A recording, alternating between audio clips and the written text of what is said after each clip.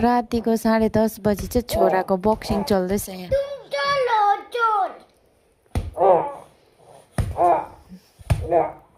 दुख्छ त भाइ आप्पालाई त्यसरी हिकायो भने? दुखेको छैन? पछाडि हातै लड्छ।